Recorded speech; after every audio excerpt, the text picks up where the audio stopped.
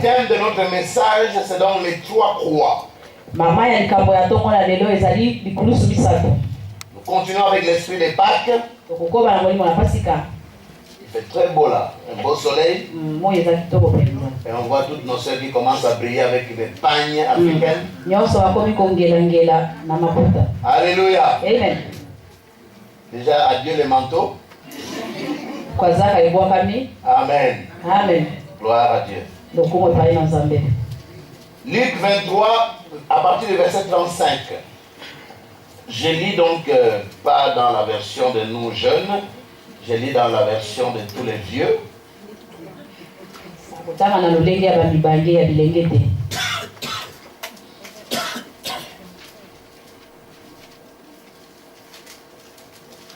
Je lis à partir du verset 35. Le peuple se tenait là et regardait. Les magistrats se moquaient de Jésus, disant, il a sauvé les autres, qui se sauve lui-même, s'il est le Christ, le Messie ou l'élu de Dieu. Les soldats aussi se moquaient de lui, s'approchant et lui présentant du vinaigre à la place de l'eau. Il disait, si tu es le roi des Juifs, sauve-toi toi-même. Verset 38. C'est là que nous trouvons la première croix. Il y avait au-dessus, pardon, ça sera après. Il y avait au-dessus de lui cette inscription. Celui-ci est le roi des Juifs. Voici les motifs pour lesquels il a été condamné. Parce qu'il a déclaré qu'il était le roi des Juifs. Première croix, verset 39. L'un des voleurs, des brigands ou des malfaiteurs, crucifié, le jurait, disant, ne dis pas le Christ, sauve-toi toi-même et sauve-nous.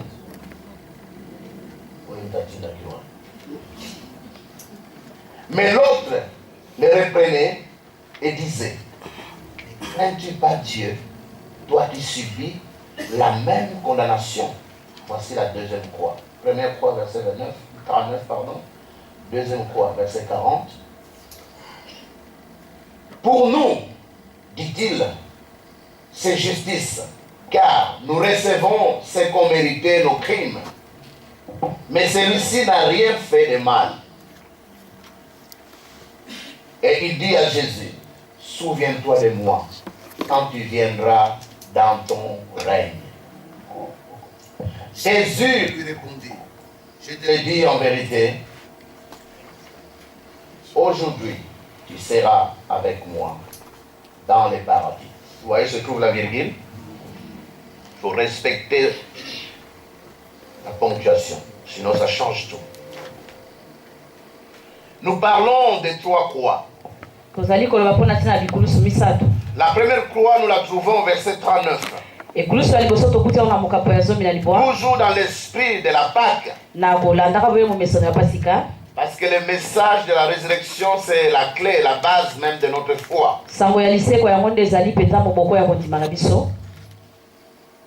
La première croix, je la nomme donc la croix de la révolte, de la rébellion.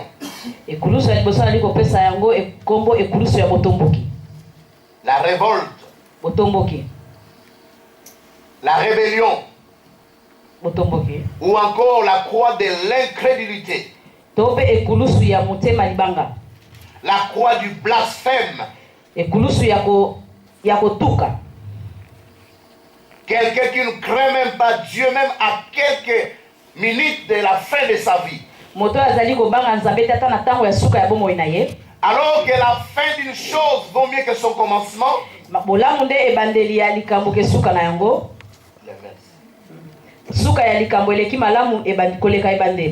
Donc le jour de la mort vaut mieux que le jour de la naissance.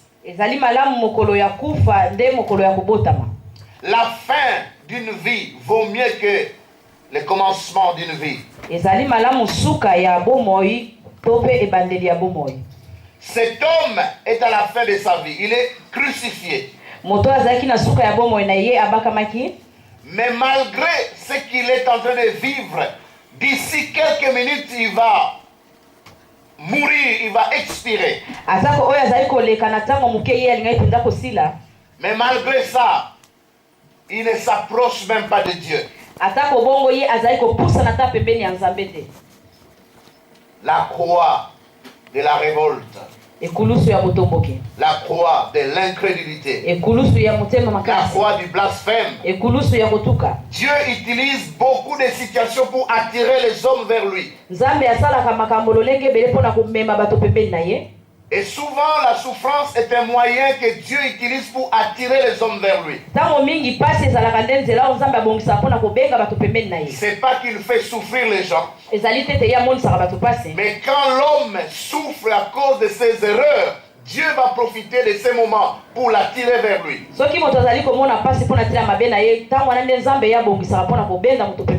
Ces malfaiteurs, ces voleurs, ces brigands est condamné à mort à cause de ses fautes.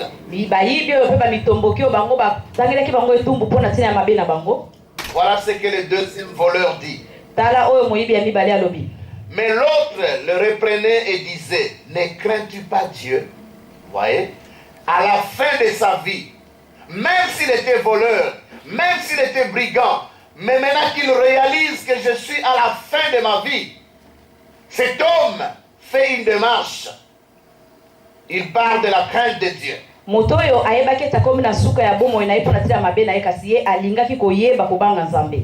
Beaucoup de gens vont dire, mais s'il craignait Dieu, pourquoi il se retrouve à la croix? Chaque chose a son temps. Il y a eu un temps où il ne craignait pas Dieu. Mais là, il réalise qu'il a besoin de Dieu. Ne crains-tu pas Dieu, toi qui subis la même condamnation? C'est-à-dire, cet homme reconnaît que être à la croix, pour lui, être condamné à mort, c'était normal à cause de ce qu'il avait fait.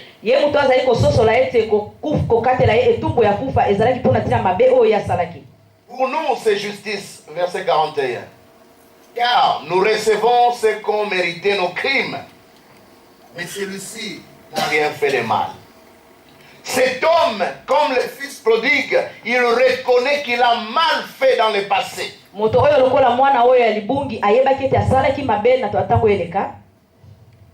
Quand on parle de la croix ici, c'est l'équivalent de la peine de mort. Donc là, ils sont dans les couloirs de la mort, comme aux États-Unis, il y a plusieurs États qui appliquent encore la peine de mort. À quelques heures ou à quelques minutes avant de mourir, cet homme veut se réconcilier avec Dieu.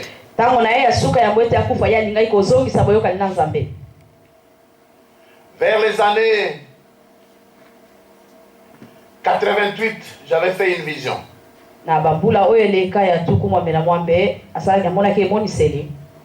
C'était comme le jour de la fin du monde. J'ai vu les aiguilles de la montre prendre le mouvement inverse. Au lieu de suivre le cours normal, ça faisait le sens inverse et ça allait très vite.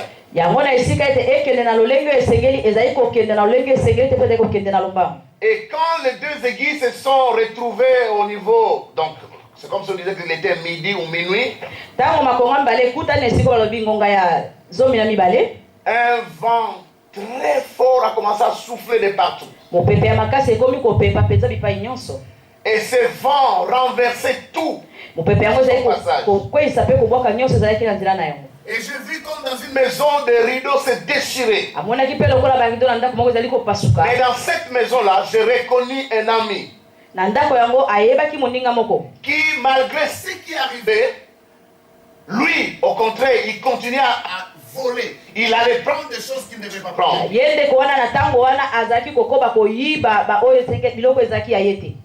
J'étais touché quand je regardais. Après explication, j'ai compris que c'était la fin du monde. Mais malgré ce qui arrive, il y a encore des gens qui ne trouvent pas du temps pour chercher Dieu. Au contraire, ils s'enfoncent encore dans le mal.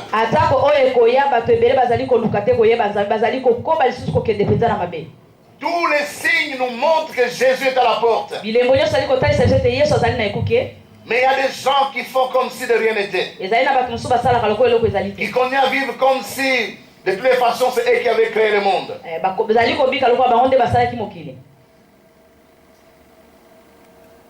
Mais cet homme ici fait la démarche contraire. Il reconnaît son état de pécheur.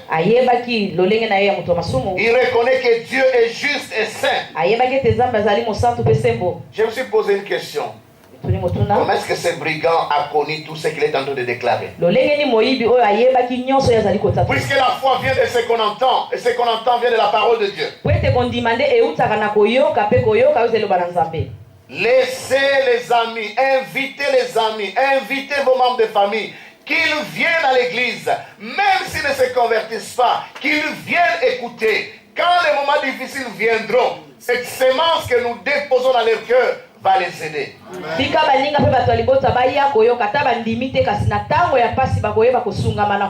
Je vous en supplie, frère, ne restez pas à la maison parce que vous avez accueilli des gens qui sont venus d'Allemagne, de France, d'Italie. Profitez de ce temps pour exposer ces gens à la parole de Dieu.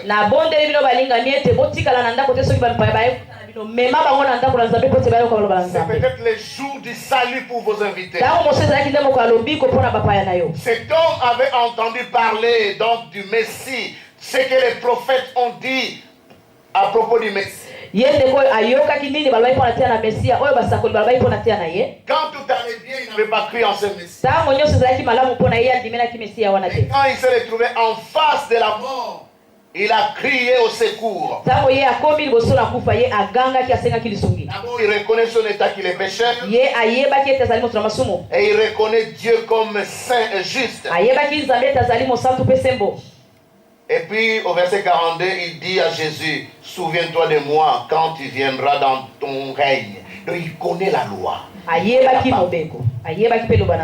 Frère, sœur, si un voleur, un brigand récite la parole, toi qu'est-ce que tu récites? Je suis souvent étonné d'être avec des frères, des sœurs. Quand ils parlent politique, ils sont bavards. Quand ils parlent, je ne sais pas, médecine, ils sont bavards. Mais quand il faut parler de la parole de Dieu, ils n'ont même pas d'argument. Parce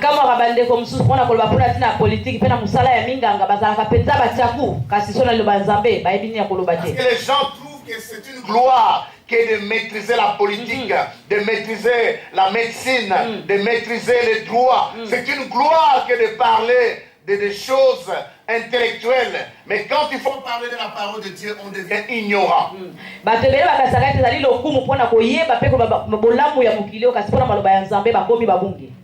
Ses frères, selon les témoignages, ils pouvaient aborder n'importe qui sur n'importe quel sujet. Des blancs étaient là et ils témoignaient comment il les a accrochés et qu'ils sont devenus amis, même s'ils ne sont pas convertis. Vous parlez de politique, il est à l'aise. Vous parlez de l'éducation, il est à l'aise. Vous parlez réchauffement climatique, il est à l'aise. Mais je vous pose une question. Maintenant qu'il est dans la tombe, à quoi lui sert la géographie? Répondez-moi s'il vous plaît. À quoi lui sert le droit? Non, vous ne répondez pas comme vous n'êtes pas convaincu de ce que je dis. À quoi lui sert la météo? Frères, sœurs, j'aimerais simplement vous dire une chose. Les jours où vous mourrez, tout ce qui va vous rester, c'est la foi que vous avez mis en Jésus. C'est le salut que Dieu vous a donné. Quand on va vous enterrer, même si on mettait votre diplôme de droit dedans, il ne vous servira à rien du tout. Alors les gens courent, ils se donnent pour des choses qui vont rester quand on va quitter cette terre.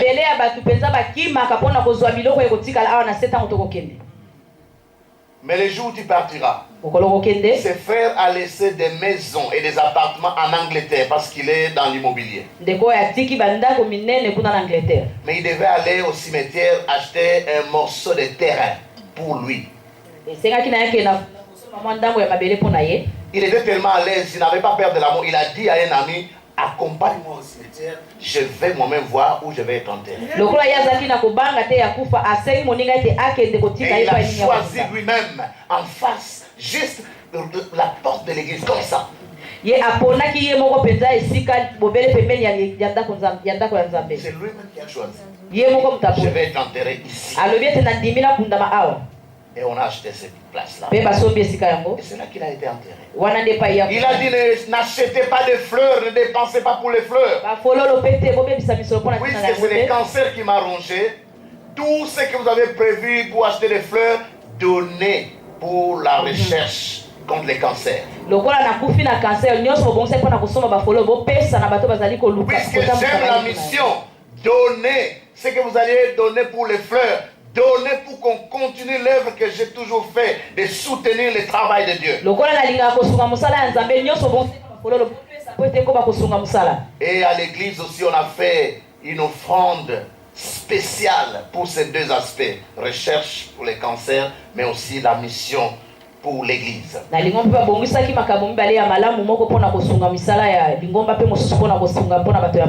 Frères, sœurs, nous devons avoir des objectifs, des buts qui nous poussent à continuer dans la vie. Mais il faut que ce soit des buts qui vont nous accompagner même après la mort. Mais si nous consacrons toute notre vie pour des choses qui vont rester, juste le jour où tu ne respires plus, donc tout reste. Nous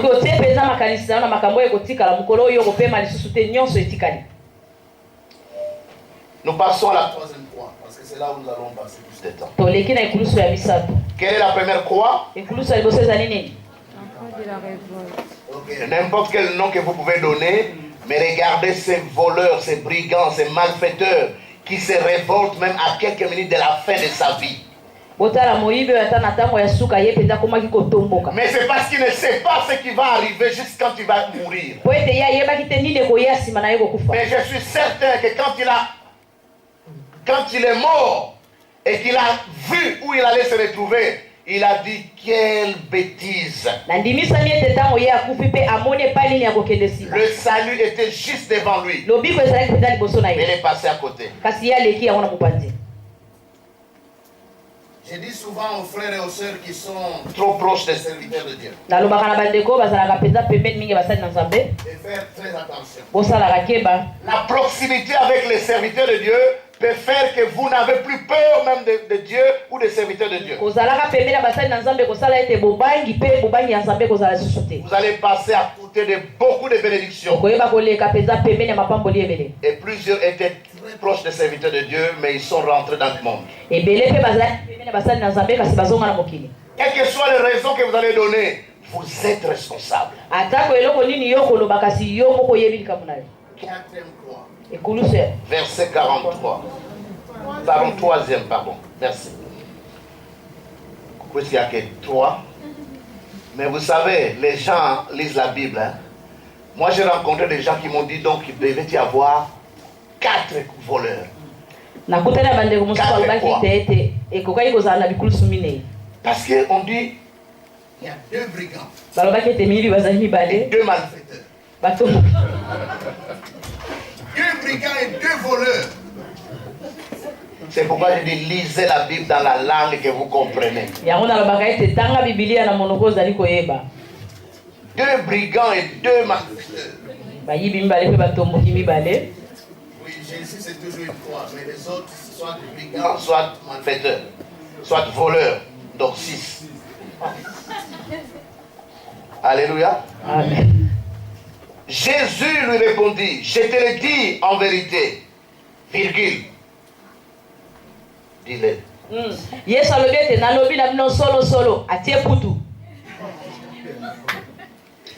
Aujourd'hui tu seras avec moi dans le paradis.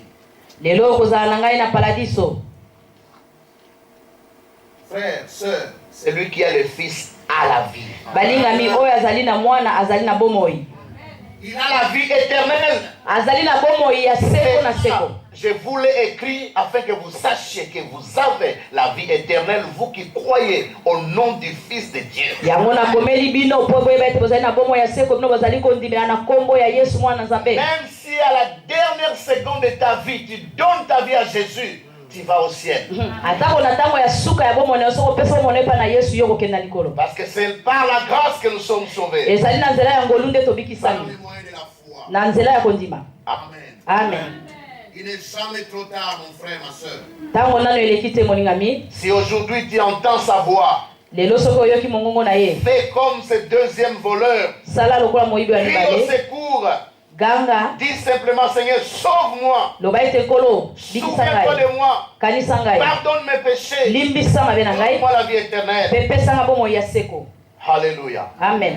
La troisième croix, c'est la croix du salut. La croix du pardon. Jésus n'a pas commencé à dire à ses voleurs, tu sais tout ce que tu as fait dans ta vie. Un seul voleur. L'autre là, il était rebelle. Okay. Il n'a pas dit à ses voleurs, tu sais tout ce que tu as fait dans ta vie, toi qui me dis de me souvenir de toi.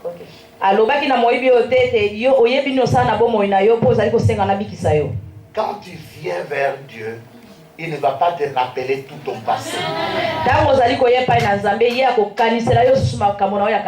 Quand Dieu pardonne, il ne s'en souvient plus. Autant l'Orient était loin de l'Occident,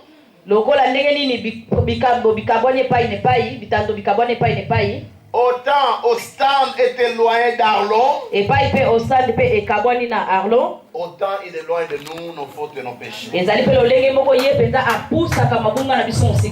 Ostende et Arlon, c'est les deux extrêmes. Alléluia. Amen. La croix du pardon. La croix du salut. Une petite parenthèse. Désormais, quand vous venez à l'église, il faut être bien habillé.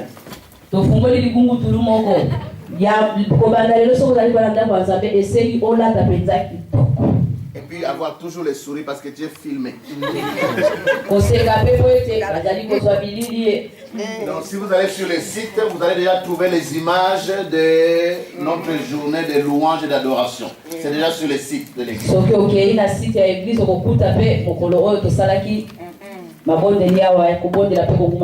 Et nous sommes en train de travailler pour que chaque culte, au plus tard à 18h, les cultes de chaque dimanche soient déjà sur le site de l'église.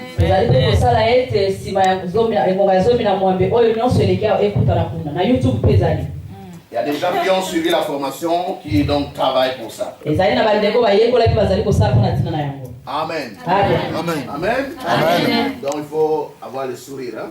Vous êtes filmé. Amen. Amen. La croix du salut, la croix du pardon, la croix de l'accomplissement.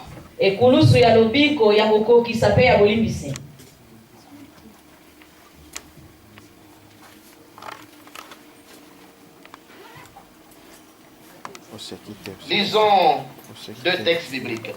Je venais de dire que cette croix, c'est la croix de l'accomplissement. La croix où Christ, vers la fin, parmi les 7 paroles qu'il a prononcées, et je pense que c'était la dernière parole, il dit, Père, je remets mon esprit entre tes mains, et il expira.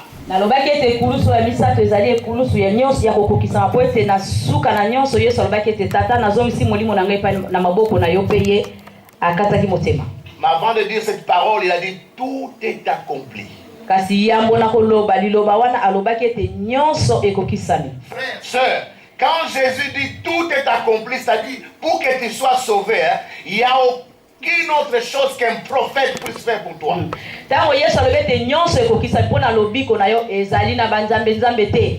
Donc on ne peut rien ajouter à ce que Jésus a fait.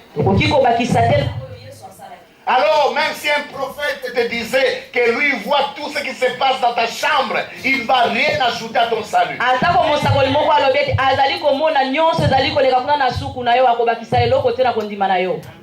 Du reste, ces derniers temps, on suit sur Internet qu'il y a des prophètes qui sont de vrais escrocs. Surtout qu'il a blasphémé. Il est passé à la télé quand il faisait la propagande du président Kabila. Et il disait comme c'est le numéro 3, c'est la Trinité. Comme lui, donc, il a choisi le numéro 3, donc c'est la Trinité, Père, Fils, Saint-Esprit. Et j'étais à Kinshasa, je regardais, je dis Seigneur, Seigneur, quel blasphème.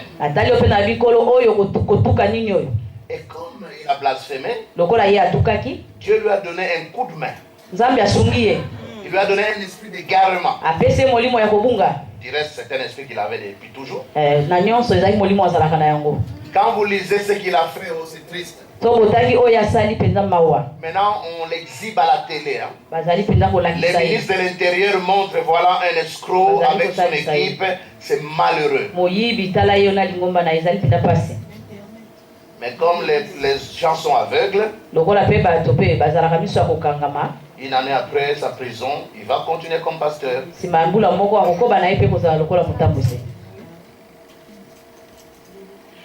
Je vais simplement dire qu'aucun prophète, aucun pasteur, aucun serviteur de Dieu ne peut ajouter quoi que ce soit pour ton salut. Tout ce dont tu as besoin pour être sauvé a été accompli par Jésus à la croix.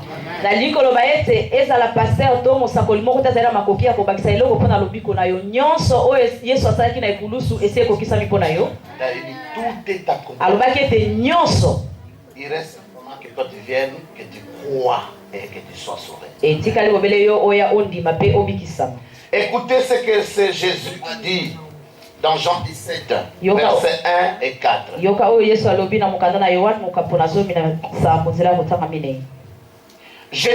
Verset 1. Après avoir ainsi parlé, Jésus leva les yeux au ciel et dit, Père, l'heure est venue, glorifie ton Fils, afin que ton Fils te glorifie.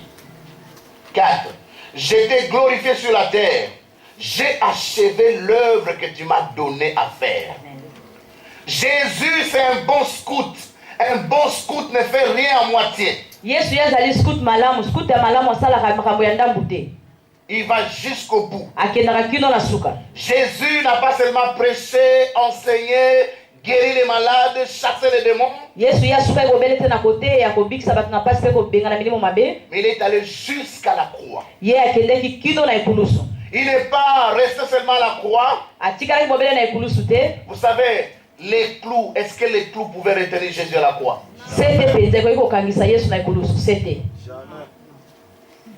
Les gens qui sont venus arrêter Jésus au jardin de Gethsemane, comme ils ne connaissaient pas qui était Jésus, les Juifs ont tous la barbe, donc ils ne savaient pas qui est cet homme qu'ils doivent arrêter. Alors ils ont fait quelque chose. Judas dit, puisque vous ne connaissez pas lequel il faut arrêter, celui que je vais embrasser, c'est celui-là.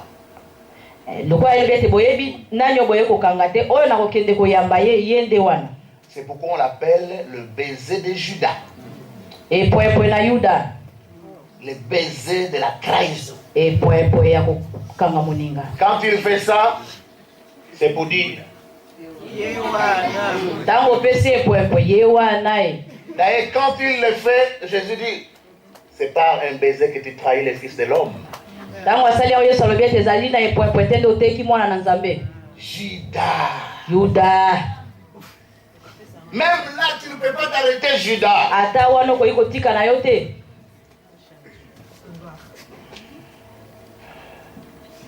Dans une autre version, il est dit, quand ils sont venus à Gethsemane pour l'arrêter, quand il s'est présenté, il dit, et voici, les soldats sont tombés tous par terre.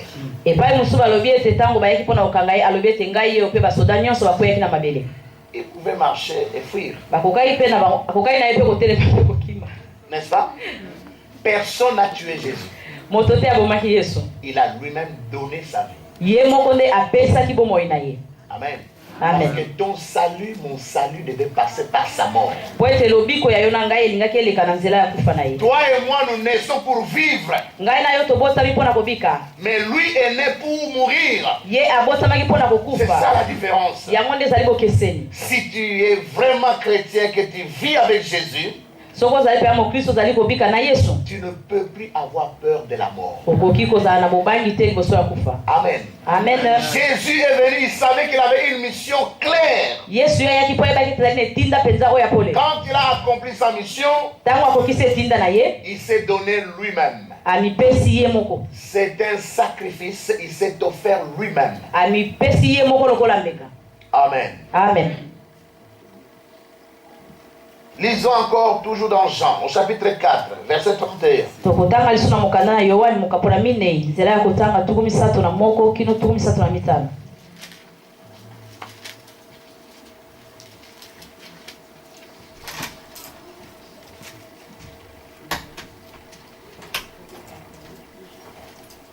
Pendant ce temps, les disciples le pressaient de manger, disant, Rabbi ou maître, mange. Mais il leur dit, j'ai à manger une nourriture que vous ne connaissez pas. Les disciples se disaient donc les uns aux autres, quelqu'un lui aurait-il apporté à manger? Jésus leur dit, ma nourriture est de faire la volonté de celui qui m'a envoyé. Vous voyez la nourriture de Jésus?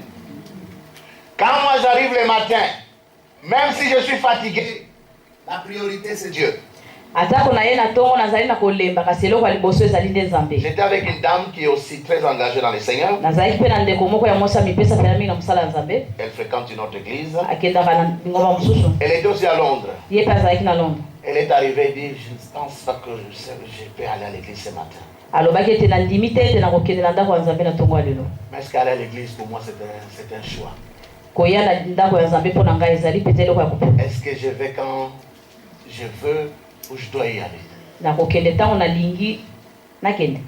Amen. Amen. Venir à la présence de Dieu, ce n'est pas un choix. C'est un impératif. Amen. Amen.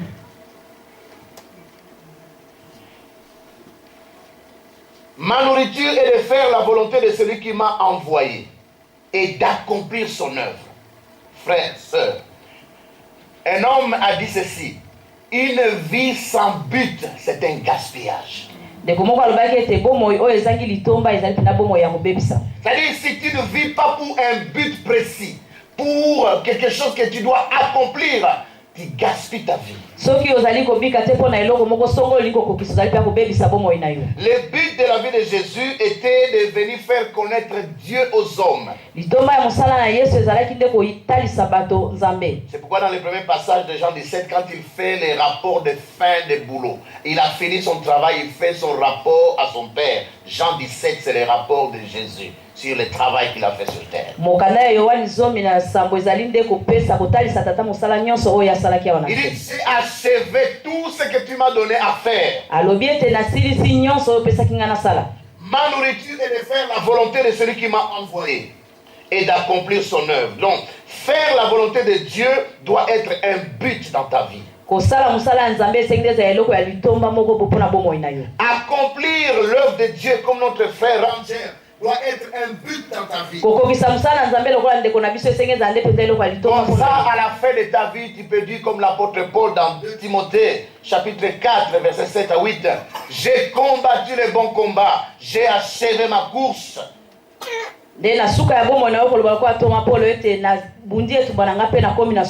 J'ai combattu le bon combat et j'ai achevé ma course. J'ai gardé la foi. Beaucoup de chrétiens perdent leur foi. Combien de chrétiens prient encore quand ils sont malades? Parce qu'ils ont la carte 6, parce qu'il y a des hôpitaux, parce qu'il y a des pharmacies. Ils ne prient plus quand ils sont malades. Vous avez perdu la foi en Dieu. Quel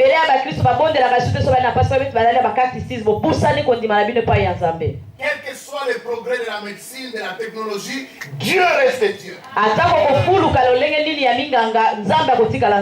Amen. Amen. Priez avant de prendre même vos médicaments. Parce que ces médicaments que vous prenez aujourd'hui, dans 10 ans, on vous dira que ça causait les cancers à autant de personnes.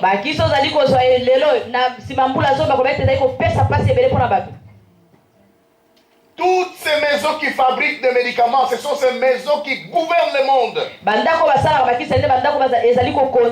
C'est comme ces maisons qui fabriquent les armes. Obama peut être président des États-Unis, il ne peut rien vis-à-vis de ces lobbies qui fabriquent les armes. Ils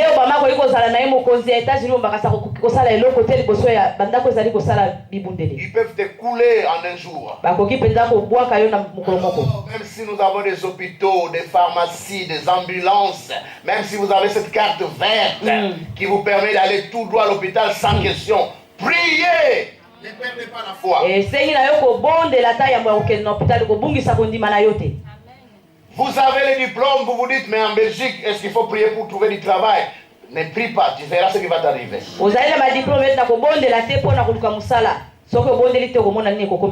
Vous avez terminé toutes les études. Si vous ne priez pas, vous ne vous accrochez pas à Dieu, vous ne mettez pas votre foi en Dieu, vous aurez une maison, vous aurez des voitures, mais le bonheur, vous ne l'aurez pas.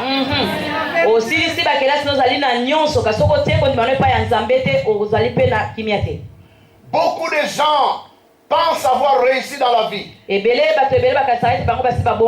ils sont vides à l'intérieur. Vous savez, moi je vais en Afrique souvent. Vous trouvez des gens qui n'ont rien. Toi, tu es comme un roi, une reine. Tu es comme une princesse, un prince. Ces gens-là ne savent même pas s'ils vont manger. En plus, les jours avant, ils n'ont pas mangé. C'est le seul pantalon, la seule chemise que ses frères ont. Cette chemise au départ était manche longue. Et puis tellement que c'était la seule chemise toujours lavée, manche courte. Et puis, si ça continue, la colle tout le temps. Colle Mao. Mais c'est la seule chemise qui s'adapte aux circonstances. Mais vous trouvez ses frères, les sourires jusque-là. Vous avez rempli, vous êtes toujours là. Vous n'avez pas de paix. Vous n'avez pas de paix.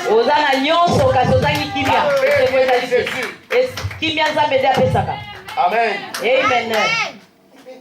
Beaucoup de serviteurs de Dieu, quand ils n'avaient aucun diplôme, c'était puissant dans le Seigneur. Mais quand ils ont commencé à chercher les diplômes, parce qu'il faut être aussi placé parmi ceux qui ont des diplômes, avec les diplômes, ils n'ont rien fait. Je me demande, si tu es ici en Occident, quand tu vas faire la théologie dans certaines institutions, qu'est-ce que tu vas chercher? Tu es en face des païens qui t'enseignent la parole de Dieu? Est-ce que c'est normal? J'étais avec un professeur qui prend un livre, en plus le livre qu'il n'utilisait pas au Continental chez les Américains, mais ici à Montgomery. Il enseigne, en plus le livre qu'il prend, c'est un livre donc d'un homme qui ne connaît pas Dieu, un pervers. Je demande à ces profs, si ça c'est le livre de base de ton cours, après une année, qu'est-ce qui va rester dans nos têtes?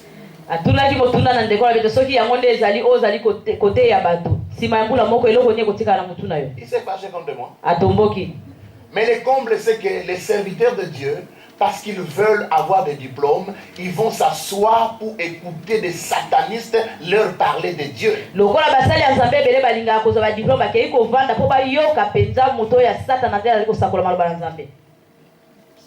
Ne faites jamais la théologie dans un milieu libéral. Ça va détruire le peu de foi que vous avez. Kosala théologie te na esika oyo bato ya lolenga bazali po ekobungisa ndambo ya kondimoza na yango. Amen. Amen. Jésus est venu pour un but, sauver les hommes. Yesu ayaki pona likambo songolo kobikisa bato. Donc en quittant le ciel, il n'avait pas deux projets, il n'avait qu'un seul projet. Il est venu te sauver, il est venu me sauver. Kotika na ye likolo azalaki bobena ebongiseli moko koya kobikisa yo pe na ngai. Toute sa vie, c'était pour ce but-là. Et l'apôtre Paul, comme Jésus, il a reçu Jésus comme Seigneur et Sauveur. Si Jésus est vraiment au centre de ta vie, le but de Jésus doit devenir ton but à toi.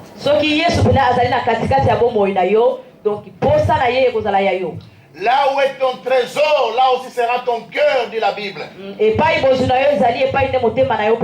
Si notre cœur est rempli du monde, alors c'est le monde qui nous gouverne. Nous voulons accomplir les désirs du monde.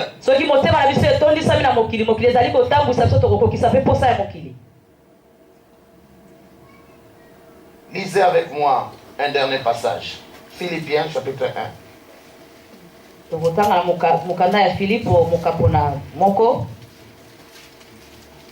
À partir du verset 4. Si vous voulez atteindre les buts de Dieu dans votre vie, regardez à l'exemple de Jésus.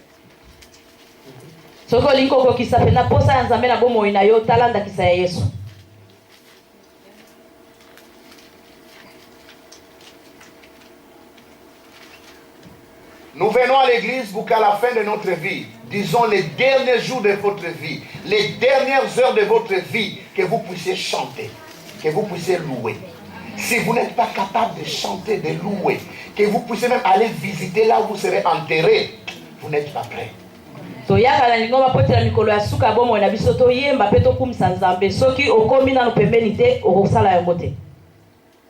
Parce que si la mort approche et que tu dis pourquoi moi?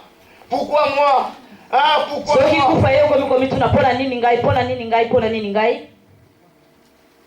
Alors, il est grand temps d'accomplir ta mission. Entre dans ta mission, ne perds pas ton temps. Vous savez, quand j'ai perdu mon jeune frère en 2004, il avait 33 ans. Et c'était un peu révoltant, Seigneur, à son âge. Et puis Dieu me souffre. Mon fils. Il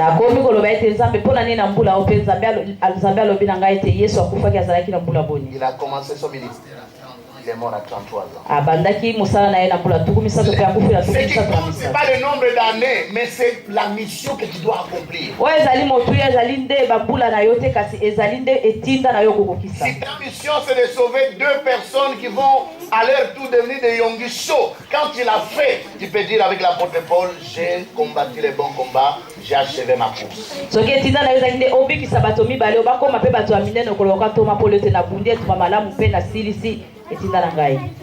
Philippiens chapitre 1, verset 4.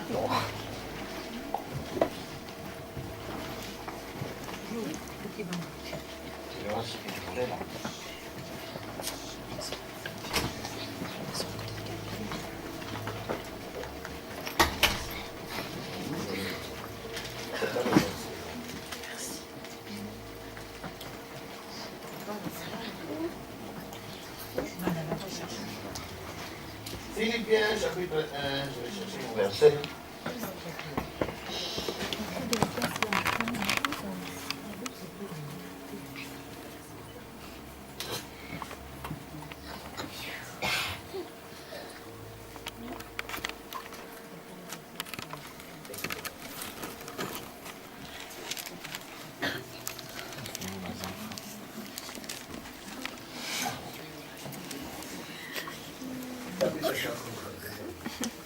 Nous lisons à partir du verset 4, chapitre 3.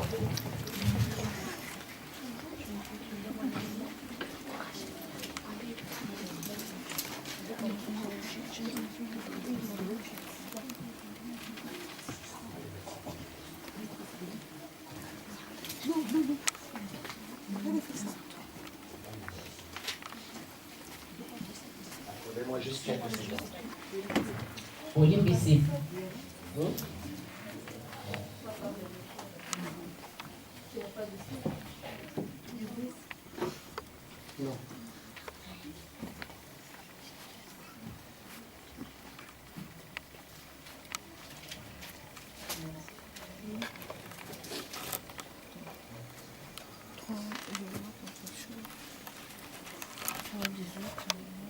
J'ai pris un mauvais verset. Le verset, c'est ce que je l'ai dit. Donc, je dois avoir mon verset.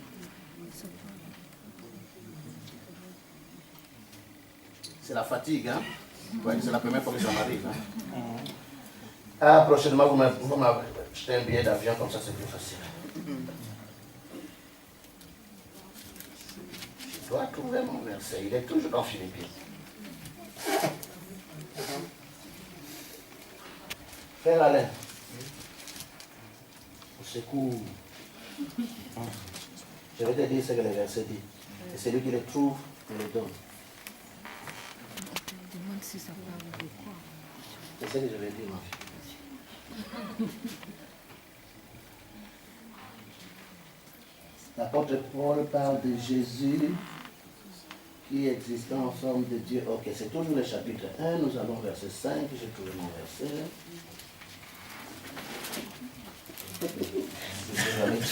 Chapitre 2, à partir du verset 4. Chapitre 2, à partir du verset 4. Que chacun de vous, au lieu de considérer ses propres intérêts, considère aussi ceux des autres. Nous commençons par là. Et puis le verset 5 nous dit, ayez en vous les sentiments qui étaient en Jésus, en Jésus-Christ. Regardez. Existant en forme de Dieu. Donc Jésus était Dieu. Il n'a point regardé son égalité avec Dieu comme une proie à arracher. Hein? Vous savez, quand quelqu'un évoque toujours ce titre, vous savez que moi je suis docteur. Vous savez que moi je suis plus âgé que vous. Jésus n'a pas considéré le fait qu'il était Dieu. Il s'est mis au niveau des hommes.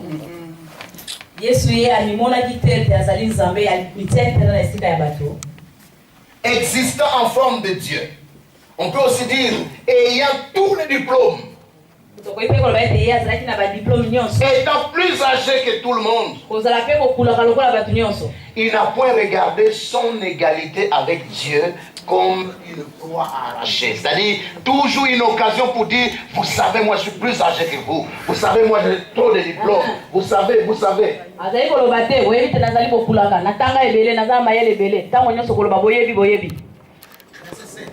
Mais il s'est dépouillé lui-même en prenant une forme de serviteur. Pourquoi ce micro de temps en temps mais il s'est dépouillé. C'est-à-dire, personne n'est venu enlever son autorité, sa gloire.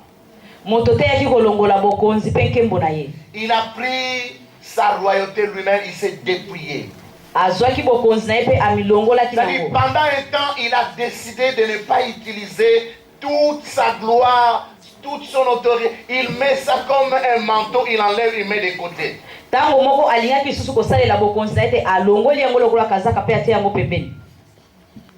Vous savez, vous pouvez avoir une idée de ce que Christ a senti ou a vécu. Quand vous enseignez des gens qui n'ont pas le niveau requis,